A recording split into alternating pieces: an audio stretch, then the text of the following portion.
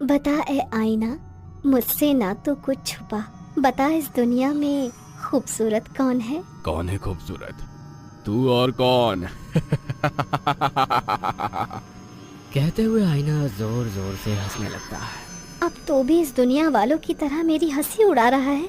कहते हुए वो लड़की गुस्से में एक बदसूरत चाय में बदल जाती है। कोई हो ना हो खूबसूरत, मैं हूँ सबसे खूबसूरत। अब जो आईना मेरी हंसी उड़ा रहा था, अब यही है मेरा घर। खूबसूरती के लिए सीरत को जो करेगा नजरअंदाज, वो होगा खत्म, हमेशा के लिए खत्म। कहते हुए वो साया धुआं बनकर उस आईने में समा जाता है। माँ, ये सब क्या है? तुमने मेरी शादी तय कर दी और मुझे बताना जरूरी भी नहीं समझा। हर चीज तुझसे पूछ के तय नहीं करूंगी। तुम्हारे पिताजी के दोस्त की बेटी है। बचपन में ही उन्होंने अपनी दोस्ती को मजबूत करने के लिए तुम्हारी शादी तय कर दी थी। अब जब सही समय आ गया है, इसीलिए उन लोगों को एक दो रस्म के लिए बुला लिया है घर में। माँ, आपने सीधे रस्म के लिए बुला लिया। एक बार भी नहीं सोचा कि यदि मैं किसी से प्यार करता हूँ तो? देखो, सब कुछ तय है। तुम कल मेहमानों के सामने कोई नाटक मत करना। माँ की बात सुनकर अनिमेष गुस्से से अपने कमरे में चला गया और फोन पर किसी से बात करने लगा। फोन पर बात करते करते उसके चेहरे पर चमक आ गई। अगले दिन सब मेहमान उनके घर आ चुके थे, मगर लड़की घूंघट किए बैठी थी। ये बात अनिमेष और उसकी माँ उषा जी को बहुत अजीब लगी। अरे ये क्या, तुमने मुंह क्यों ढक रखा है? अपना चेहरा तो दिखाओ बेटी। अरे भाभी जी, वो थोड़ी सी शर्मीली है। अभी आप लोगों को जानती नहीं है ना, इसीलिए शर्मा रही है। शादी के बाद सब ठीक हो जाएगा। उनका ये तर्क उषा जी को कुछ समझ में नहीं आया, मगर अपने पति के वादे को पूरा करने के लिए उन्होंने ज्यादा सवाल जवाब किए बिना शादी करवा दी। मगर शादी की रात ही अनिमेष गुस्सा होते हुए बोला, माँ, तुमने मेरी बात नहीं मानी ना? देखो, हमारे साथ धोखा हुआ है। धोखा? कैसा धोखा? अरे लड़की के पूरे चेहरे पर दाने दाने हैं, बहुत ही गंदी लग रही है। गंदी लग रही है? क्या कह रहा है तू? जरा मैं भी तो जाकर देखूं। उषा जी उस लड़की को जाकर देखने लगी। उसके दाग वाले चेहरे को देखकर वो भी गुस्से में बोली, अच्छा, तो ये है तुम्हारे संस्कार, इसीलिए तुम लोगों ने चेहरा नहीं बताया था। ये तो सरासर धोखा है रूपिका। आई एम सॉरी, मैं आप लोगों को सब कुछ सच बताना चाहती थी, मगर मेरे घर वाले तैयार नहीं हुए। मेरी कोई गलती नहीं है। आप फिक्र ना करें, ये परमानेंट नहीं है, इनका इलाज चल रहा है। कुछ ही दिनों में ये ठीक हो जाएंगे। धीरे धीरे लड़की की मीठी आवाज, बोलने के लहजे और काम काज के तरीके से उसने उषा जी के दिल को तो पिघला दिया। मगर अनिमेष अभी भी नाराज था।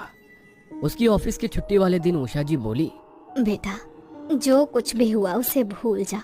अब वो तेरी पत्नी है, इस घर की बहू। उसके साथ अच्छे से रहा कर। चेहरे की सुंदरता का क्या है, आज है कल नहीं, मगर वो लड़की मन से सुंदर है बेटा। प्लीज माँ, मुझसे कोई बहस मत करो, मुझे कहीं नहीं जाना। तभी उसके फोन पर किसी का फोन आया तो बात करते हुए अनिमेष मुस्कुराने लगा। ठीक है माँ, मैं उसे अपने साथ ले जाता हूँ। अनिमेष रूपिका को पहली बार बाहर लेकर जा रहा था, इसलिए वो बहुत एक्साइटेड थी। वो अच्छे से तैयार होकर अनिमेष के साथ घूमने निकल गई। अनिमेष उसे पहाड़ों पर घुमाने के लिए ले गया। अनिमेष किसी से फोन पर बातें करते हुए आगे तेजी से चल रहा था।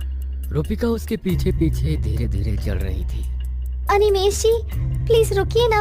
अनिमेष जी, मैं पीछे रह गई हूँ। अनिमेष जी।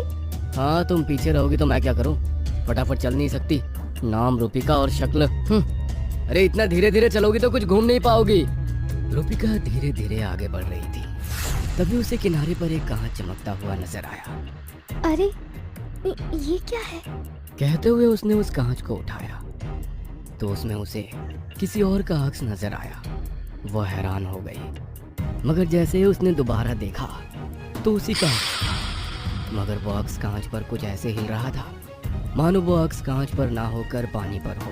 कितना अजीब सा कांच है, मगर दिख तो सुंदर रहा है। इसे अपने पास रख लेती हूँ। कहते हुए उसने उस कांच को अपने पास रख लिया, मगर तब तक अनिमेष काफी दूर चला गया था। रूपिका तेजी से कदम बढ़ाते हुए कुछ ही पल में उसके पास पहुंच चुकी थी। रूपिका को खुद हैरानी हो रही थी कि वो इतनी जल्दी कैसे चल पाई। अरे तुम तो काफी पीछे रह गई थी, अचानक से यहाँ कैसे? तभी एक लड़की वहां आई और अनिमेश के गले लगकर खुश हो गई और फिर उसने हिराकत भरी नजरों से रूपिका की ओर देखा। फिर उन्होंने आंखों ही आंखों में कुछ बात करी और वो लोग रूपिका के साथ आगे चलने लगे। पहाड़ की चोटी पर पहुंचने के बाद जहां पर बहुत कम लोग थे, वहां से उन्होंने सेल्फी खींचने के बहाने रूपिका को धक्का दे दिया। चलो जान छूटी। अब हमारे मोबाइल में भी प्रूफ है कि हम सेल्फी खींच रहे थे जब ये हादसा हुआ। तुमने बहुत अच्छा प्लान बनाया था। सांप भी मर गया, लाठी भी नहीं टूटी। बस कुछ दिनों में हम दोनों एक हो जाएंगे। मैं भी बहुत दिनों से इसी का इंतजार कर रही थी। अब आंटी को भी हमारी शादी से कोई एतराज नहीं होगा। कहते हुए वो लड़की हंसने लगी और वो दोनों रूपिका के गिर जाने का शोर मचाने लगे। कोई है? प्लीज हेल्प मी, मेरी वाइफ यहाँ गिर गई है। उसकी आवाज सुनकर बहुत सारे लोग वहाँ पर इकट्ठे हो गए। कुछ देर में पुलिस वहाँ पर आ गई और अपनी टीम के साथ रूपिका को ढूंढने लगी, मगर उन्हें कहीं भी रूपिका नहीं मिली। सर देखिए, नीचे बहुत गहरी खाई है, अभी रात होने वाली है। हम उसका रेस्क्यू सुबह ही शुरू कर सकते हैं। रात भर में यदि उसे कुछ हो गया, कोई जंगली जानवर ने उसे खा लिया तो हम लोग इस वक्त कुछ भी करने में सक्षम नहीं है सर। आप लोग भी अपने घर जाइए, सुबह देखते हैं क्या कर सकते हैं। अनिमेश और वो लड़की एक दूसरे को देखकर मुस्कुराने लगे और इंस्पेक्टर के साथ ही पहाड़ से उतरकर जैसे ही अपनी कार के पास पहुंचे, कार में रुचिका बैठी हुई थी। तुम यहाँ? तुम तो हाँ जी, मैं बहुत देर से आपका यहाँ पर इंतजार कर रही थी। तुम पहाड़ पर क्या कर रहे थे? अनिमेश हैरानी से उस लड़की की तरफ देखता है। लड़की गुस्सा होकर वहां से चली जाती है। अनिमेश रूपिका की साइड वाली सीट पर बैठकर ड्राइव करने लगता है। बैक व्यू मिरर में रूपिका का चेहरा बहुत ही भयानक नजर आता है। वो डर कर अगले ही पल जैसे ही रूपिका को देखता है तो वो पहले की तरह ही नॉर्मल थी। घर पहुंचकर अनिमेश गुस्से से अपने कमरे में चला गया। रूपिका, क्या हुआ है इसे? ये इतने गुस्से में क्यों है? रूपिका रहस्यमयी तरीके से मुस्कुराते हुए अनिमेश के पीछे पीछे अपने कमरे में चली गई। देर रात पलंग तेजी से हिलने लगा। रूपिका, ये क्या कर रही हो? कहते हुए वो जैसे ही पीछे पलटा, रूपिका वहां पर नहीं थी। वहां पर था तो वो कांच था जो रूपिका ने पहाड़ पर से उठाया था। ये कांच? ये यहाँ कहाँ से आया और ये इतना अजीब सा क्यों है? जैसे ही अनिमेश ने उस कांच को उठाया, एक बहुत ही भयानक सी आकृति उसमें नजर आ रही थी। बता, इस दुनिया में सबसे खूबसूरत कौन है? मैं? और कौन? और कौन? मैं।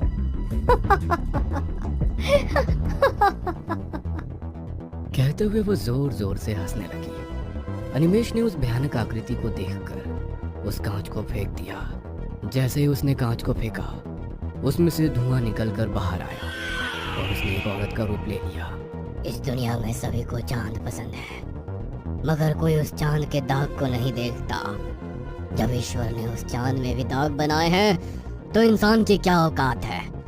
मगर तुम्हारे जैसे लोग सुंदरता में इस तरह खो जाते हैं कि उन्हें होश ही नहीं रहता कि मन की सुंदरता भी कोई चीज होती है। अब तुम भी बहुत सुंदर हो जाओगे, बिल्कुल मेरी तरह। कहते हुए उस साई ने अनिमेश का हाथ पकड़ा तो उसके पूरे शरीर पर दाने दाने हो गए। उसमें से रक्त और मवाद बह रहा था। नहीं, ये नहीं हो सकता। तुम मेरे साथ ऐसा कुछ नहीं करोगी। इससे अच्छा कि तुम मुझे मार दो। गुरु, इंसान का मजाक उड़ाने वाले हर व्यक्ति के साथ ऐसा ही होगा। अब ना ही तू जी पाएगा और ना ही मर पाएगा। बोलते हुए वो साया फिर से उस कांच में समा गया। बता है आईना, बता इस दुनिया में सबसे सुंदर कौन? मैं। और कौन? मैं। और कौन? कहीं आप भी तो सुंदरता को चाहने वालों में से तो नहीं है? वैसे तो ज्यादातर लोगों की तरह मेरा भी भूत प्रेत पर विश्वास नहीं था। ये सब मुझे इंसान के डर से बने हुए ख्याल या उनका वहम लगता। इसलिए मुझे कभी भी रात में अकेले सफर करने या सुनसान जगह पर जाने से डर नहीं लगता था, पर कभी कभी जिंदगी हमें कुछ ऐसे हालातों से रूबरू करवाती है कि सच्चाई और वहम इन दोनों का फासला ही खत्म हो जाता है। रात का समय, एक सुनसान सा रास्ता, हवा से बातें करती हुई मैं और मेरी बाइक। अमावस का अंधेरा था, ठंडी ठंडी हवाएं चल रही थी और रास्ते पर मुश्किल से कोई गाड़ी थी। मैं अपने ही धुन में बाइक चलाते हुए आगे बढ़ रहा था। तभी मुझे एक बुजुर्ग आदमी रास्ते के एक तरफ चलते हुए दिखाई देता है। इतनी रात को ये बुजुर्ग आदमी इस सुनसान रास्ते पर आखिर क्या कर रहा है? ऐसा सोचकर मैंने बाइक उसके पास रोक दी और उन्हें आवाज लगाई, अरे दादाजी, इतनी रात गए, आप यहाँ क्या कर रहे हो? दादाजी मेरी आवाज सुनकर रुके और धीरे से मेरी तरफ मुड़े। 1 मिनट से ज्यादा वो मुझे घूरे ही जा रहे थे। मुझे थोड़ा अजीब लगा। दादाजी बूढ़े थे, पर अभी भी उनका कद और शरीर किसी पहलवान से कम नहीं था। बड़ी मूछें और चेहरे पर हल्की हल्की झुर्रियां, बदन पर ओढ़ी हुई एक शॉल और पैरों में पहनी हुई गांव की चप्पल। मैंने उनसे फिर पूछा, अरे आप इतनी रात गए इस सुनसान सड़क पर क्या कर रहे हो? दादाजी हल्का सा मुस्कुराए और बोले, बस अपनी मंजिल की तरफ जा रहा हूँ। ये सुनकर मैं थोड़ा हैरान हुआ। वैसे तो मैं कभी किसी अजनबी को लिफ्ट नहीं देता था, पर एक बुजुर्ग आदमी इतनी रात गए सुनसान सड़क पर चलते हुए आखिर जा कहाँ रहा था? ये सवाल मेरे जहन में था। मंजिल? कौन सी मंजिल? एक देहाती जैसे दिखने वाले बूढ़े की मंजिल क्या हो सकती है? एक गांव। मुझे थोड़ा अजीब लगा, क्योंकि आते वक्त ना तो मुझे कोई गांव दिखा था और ना ही कोई घर की रोशनी। मैंने उस रास्ते पर आगे तक नजर डाली, पर दूर दूर तक कोई गांव या घर नहीं दिख रहा था। पर यहाँ तो आसपास कोई गांव नजर नहीं आ रहा। दादाजी फिर मुस्कुराए और बोले, खुली आंखों को जो नहीं दिखता वो इस संसार में है ही नहीं, ऐसा मानना जरूरी तो नहीं। दादाजी की बातें मुझे समझने में थोड़ी अटपटी लग रही थी। मैं बात समझ गया हूँ, ऐसा प्रतीत करने के लिए अपना मैंने सिर हिलाया, पर मेरी शक्ल के भाव से दादाजी सब समझ गए। हम बूढ़े गांव वालों की बातें तुम जैसे शहर बाबू के पल्ले नहीं पड़ेगी। नहीं दादाजी, ऐसी कोई बात नहीं है, मैं तो बस आपकी मदद करने जा रहा था। कभी कभी किसी की मदद करना भारी भी पड़ सकता है। और दादाजी की ये बातें मेरे पल्ले नहीं पड़ रही थी। एक अकेले बूढ़े आदमी की मदद करने मैं यहाँ रुका हूँ और ये आदमी मुझसे ऊट पटांग बातें कर रहा है। आखिर इसे मेरी मदद की जरूरत है या नहीं? मुझे लगा था आपको मेरी मदद की जरूरत होगी, इसलिए मैं यहाँ रुका था, पर आप तो मुझे ही खरी खोटी सुना रहे हो। इस पर दादाजी ने हंसते हुए कहा, तुम्हारा बहुत बहुत शुक्रिया, पर मेरा गांव यहीं पास में ही है, मैं पैदल चला जाऊंगा। इतनी देर से मैं वहाँ रुका था। अगर ये बात पहले ही कह दी होती तो मैं अब तक आगे पहुंच चुका होता, पर एक बुजुर्ग आदमी को क्या ही कहना। ऐसा सोचकर मैंने गाड़ी स्टार्ट की। ठीक है दादाजी, मैं चलता हूँ तब। इतने में उस आदमी ने मेरा हाथ पकड़ लिया। मैं थोड़ा डर गया। अब तक ये आदमी सिर्फ अजीब अजीब बातें कर रहा था, पर अब तो इसने मेरा हाथ पकड़ लिया। मैंने झिझकते हुए पूछा, क्या हुआ दादाजी, आपको कुछ चाहिए? दादाजी ने मेरा हाथ छोड़ दिया, मेरी तरफ देखा और मुस्कुराते हुए बोले, तुम मेरी मदद के लिए रुके, मुझे दादाजी कहा, इसलिए मैं तुम्हें एक पते की बात बताता हूँ। ये रास्ता खत्म होने तक तुम्हें आगे कोई भी दिखे, कोई भी पुकारे, पर तुम किसी भी हाल में रुकना नहीं। दादाजी की और एक अटपटी और डरावनी बात। आखिर वो आदमी इस बात से मुझे क्या समझाने की कोशिश कर रहा था? या फिर वो आदमी सड़क का कोई पागल था जो मेरे गले पड़ गया था? मैंने उससे जान छुड़ाने के लिए कहा, हाँ दादाजी, मैं नहीं रुकूंगा। मैंने जल्दी से बाइक का गियर डाला और एक्सीलेटर दिया। मेरी बाइक अब फिर से उस रास्ते पर चल पड़ी। मैंने शीशे में देखा तो वो बूढ़ा अभी भी मेरी तरफ देखकर हंस रहा था। मैंने अपनी बाइक की स्पीड बढ़ाई और उस आदमी को पीछे छोड़ दिया। हे भगवान, जान छूटी। लगता है कोई पागल ही होगा जो इतनी रात गए सुनसान सड़क पर चल रहा है और मदद के लिए पूछने पर ऐसी अटपटी बातें कर रहा था। मैं फिर से हवा से बातें करते हुए उस काली रात में अपने धुन में बाइक चलाने लगा। मेरे मन में प्रश्नों का जंजाल बन रहा था। क्या सच में वो आदमी पागल था क्या सच में वहाँ आसपास कोई गांव होगा? और उस आदमी ने मुझे इस रास्ते पर ना रुकने की सलाह क्यों दी? ये सब सवाल मेरे मन में बवाल खड़ा कर रहे थे कि अचानक मुझे आगे रास्ते पर एक गाड़ी दिखाई दी, जिसकी हेडलाइट की तेज रोशनी मेरे आंखों पर पड़ने लगी। लाइट इतनी तेज थी कि मुझे बाइक चलाने में दिक्कत होने लगी। मैंने अपनी बाइक रोकी और उस गाड़ी वाले पर चिल्लाने लगा, अरे कौन है? लाइट बंद करो, तुम्हारे इस तेज रोशनी से आने जाने वालों को दिक्कत हो रही है। पर ना उस गाड़ी की लाइट बंद हुई और ना ही किसी इंसान का कोई जवाब आया। अब मेरा खून खौलने लगा। एक तो उस बूढ़े आदमी ने मेरा वक्त जाया किया और ऊपर से ये गाड़ी वाला भी मुझे साइड नहीं दे रहा। मैंने अपनी बाइक खड़ी की और उस गाड़ी की तरफ चिल्लाते हुए बढ़ा, अरे बहरे हो क्या? सुनाई नहीं देता? लाइट बंद करने को बोल रहा हूँ। मैं गाड़ी के पास गया और अंदर देखा तो गाड़ी में कोई नहीं था। मुझे थोड़ा अजीब लगा, पर जैसे ही मैंने पीछे मुड़कर देखा तो मेरे होश उड़ गए। एक आदमी जिसका मुंह बुरी तरह कुचला गया था, एक हाथ आधा टूटा था जिससे खून बह रहा था, और पेट इतना फटा था कि अंदर की आंतें साफ साफ दिख रही थी। उस पल मेरे बदन से पसीना बह रहा था। डर के मारे मेरा मुंह खुला का खुला था और शरीर ठंडा पड़ गया था। वह मुझे देखकर हंसा। हंसने के लिए जब उसने अपना मुंह खोला तो उसकी जुबान नीचे गिर गई, जो कि जमीन पर गिरकर छटपटाने लगी। अचानक उसकी जुबान उछलकर मेरे पास आई। मैं डर गया और वहां से भागने लगा। उस सुनसान सड़क पर जहां रोशनी की कोई गुंजाइश नहीं थी, मैं पागलों की तरह दौड़ रहा था। बचाओ, कोई है, बचाओ। पर मेरी चीखें हवा में ही कहीं खो रही थी। उन्हें सुनने वाला वहां कोई नहीं था। भागते भागते मुझे एक टूटा हुआ मकान दिखा। मैं जल्दी से उस मकान की तरफ गया। मकान का दरवाजा खुला ही था, शायद वहां कोई रहता नहीं था। मैं उस मकान के अंदर चला गया और दरवाजा जोर से बंद कर दिया। मैं एक कोने में जाकर बैठ गया। मेरा पूरा शरीर कांप रहा था। इतनी ठंड में भी मेरा माथा पसीने से भरा था और मेरा दिल जोर जोर से धड़क रहा था। मेरे मन में अजीब अजीब ख्याल आ रहे थे। क्या वो कोई भूत था या कोई और? वह बूढ़ा आदमी इन सब के बारे में कैसे जानता था? कहीं ये वही बूढ़ा आदमी तो नहीं? ये सारे सवाल मेरे जहन में घूम रहे थे। तभी दरवाजे पर जोर जोर से दस्तक पड़ने लगती है। दस्तक के साथ साथ एक डरावनी आवाज भी रात के सन्नाटे को चीरते हुए मेरे कानों पर पड़ती है। मेरे दिल की धड़कनें तेज होने लगती है। मेरा शरीर कांपने लगता है। मेरा पूरा शरीर पसीने से भीग जाता है और मेरे मुंह से एक जोर की चीख निकलती है, नहीं!